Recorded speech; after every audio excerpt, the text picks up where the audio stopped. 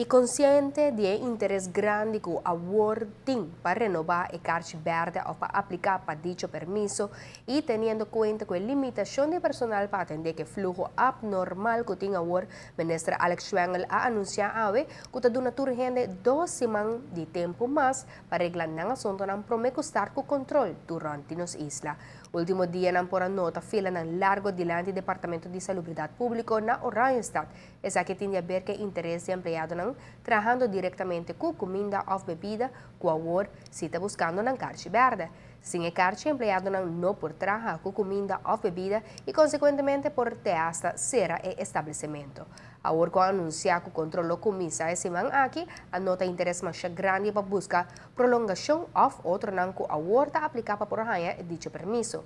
Claro que essa é a causa fila, pero de outra banda está demonstrar também candidato de gente que todo dia está servindo nas comunidades comida e bebida em estabelecimento não comercial sem que nunca não passa teste de maleza não contagioso. Esse é seguro está peligro para a saúde pública. Para por ganhar carche que está autorizado para trabalhar como food handler, está requerir visita no Departamento de Salubridade Pública para ver e controlar. Mas tem ID válido, mas paga 30 florin para estampinha e esse não, mas lo saca potrat.